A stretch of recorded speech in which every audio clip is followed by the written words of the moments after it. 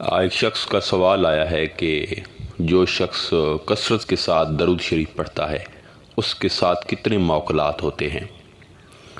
دیکھیے، یہ جو سوال ہے دراصل جو دیگر اسپریچول ٹیچرز ہیں وہ لوگ ان سے سنتے ہیں تو پھر اس قسم کے سوال جو ہے ذہن میں کریٹ ہوتے ہیں۔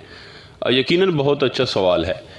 سب سے پہلے ایک بات کو سمجھ لیں کہ اس میں کوئی دو رائے نہیں ہے، 100% جو بات ہے وہ شور ہے کہ درود شریف روحانی دنیا کا سپر پاور درود ہے۔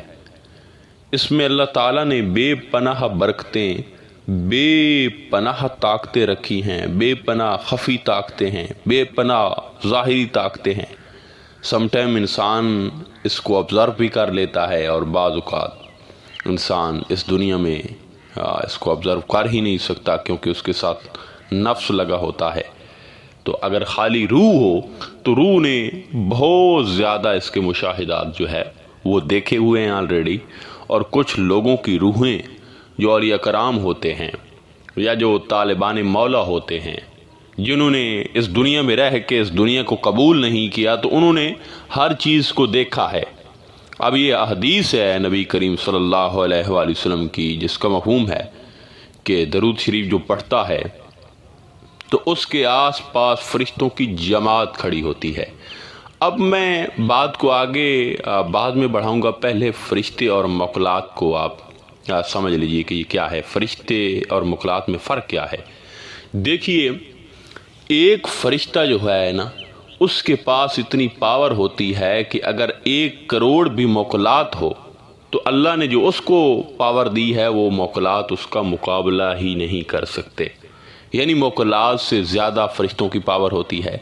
اب وہ ہمارے معاشرہ میں موکلات کو جو ہے وہ بڑا پسند کیا جاتا ہے، بلکہ بہت سے لوگ جو ہے وہ موکلات کے چلے کاٹ رہے ہوتے ہیں۔ وہ ایسا سمجھتے ہیں کہ اگر ہمارے ہاتھ ایک موکل کو عام زبان میں آپ جن ہی کہہ سکتے ہیں، تو وہ آ گیا تو ہم تو یہ کر دیں گے وہ کر دیں گے۔ وہ ایک بڑا جو ہے اس کا ایک چرچا ہوتا ہے، ایک ٹرینڈ بنا ہوا ہے خاص طور عاملین کے ہاں۔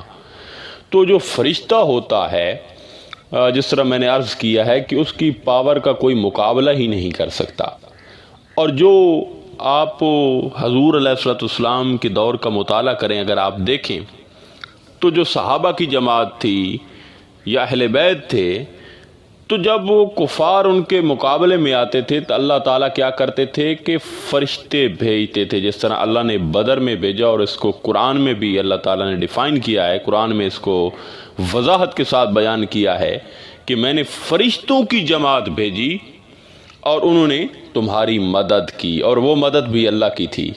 یعنی اگر کوئی فرشتہ مدد کرتا ہے، کوئی انسان مدد، حقیقی مدد وہ بھی اللہ کی ہوتی ہے۔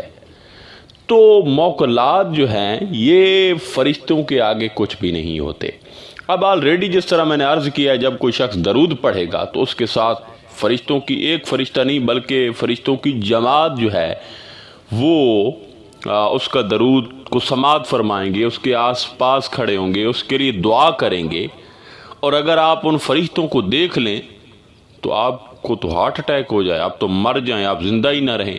یعنی ان کے اندر اتنا جلال، ان کے اندر اتنی تجلیات، ان کے اندر اتنا نور ہوتا ہے۔ یہ تو اچھی بات ہے، اللہ تعالیٰ نے چونکہ ہمیں بنایا ہے تو وہ جانتی تھی ذات کہ ہماری کتنی ایک قوت ہے یا ہم کتنا ایک چیز کو مینیج کر سکتے ہیں۔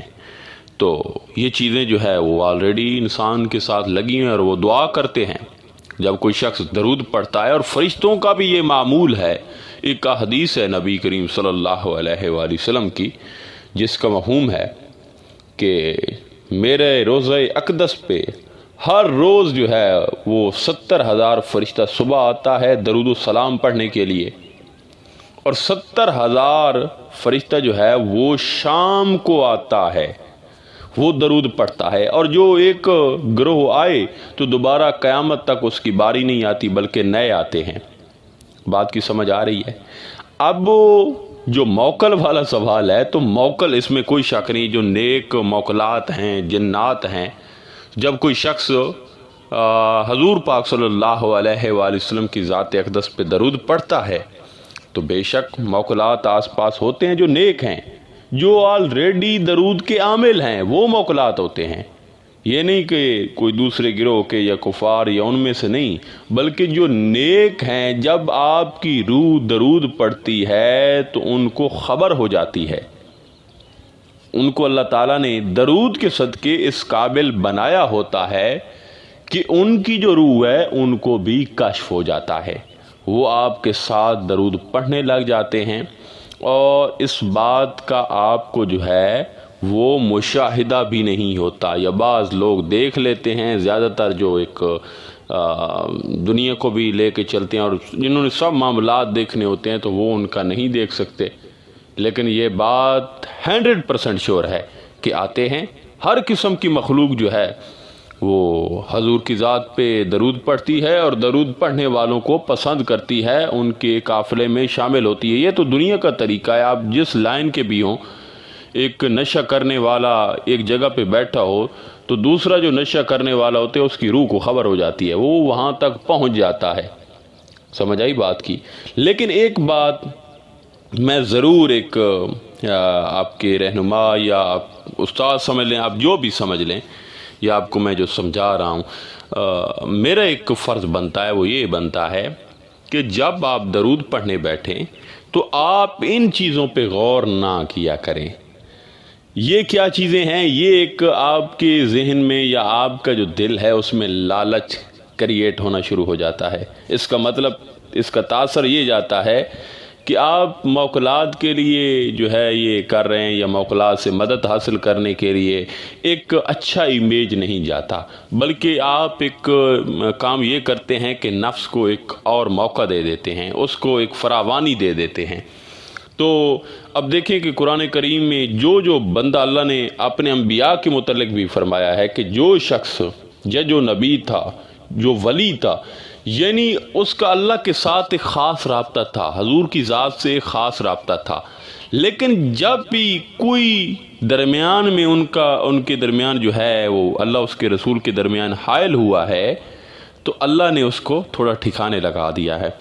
اب ہمارے اولیاء کرام فرماتے ہیں کہ حضرت جو یعقوب علیہ السلام تھے اس کو اللہ سے شدید محبت تھی، لیکن دوسری طرف یوسف سے بھی بڑی محبت ہونے لگی۔ اب جب وہ ان کی محبت یوسف پر زیادہ چھانے لگی تو وہ چونکہ انبیاء تھے، انبیاء میں شامل تھے، نبی تھے، تو اللہ نے یوسف کو سائیڈ پہ لگا لیا اور اس کو غم عطا کر دیا۔ جب اس کو غم ملا تو وہ اس کی جو محبت تھی وہ صرف اور اس کی جو توجہ تھی وہ صرف اللہ پہ مرکوز ہونے لگی۔ اسی طرح حضرت ابراہیم علیہ السلام کو اللہ سے محبت تھی، لیکن جب اسماعیل سے ہونے لگی تو پھر کیا حکم آیا آپ کے سامنے ہے۔ تو آپ جب بھی درود پڑھتے ہیں، یہ موکلات یا یہ جو آپ کو ایک لالچ دیتے ہیں، یہ تاثر آپ کو دیتے ہیں، جس طرح مچھلی کو پکڑنے کے لیے وہ کوئی گوشت کی بوٹی لگا دیتے ہیں لالچ کے لیے، تو ایسی چیزوں میں نہ آیا کریں۔ یہ موکلات، یہ فرشتے، یہ آلریڈی ہیں، لیکن آپ کیا ضروری ہے کہ اس بات کو ذہن پہ سوار کر کے آپ پڑھیں؟ وہ درود کی آپ کی جو ہے وہ تاثیر نہیں رہتی۔ میں دیکھتا ہوں یوٹیوب پہ کافی ویڈیو پڑی ہوئی ہیں، لوگ بتا رہے ہوتے ہیں موکلات ہوتے ہیں، موکلات ہوتے ہیں، یہ ہوتے ہیں، وہ ہوتے ہیں۔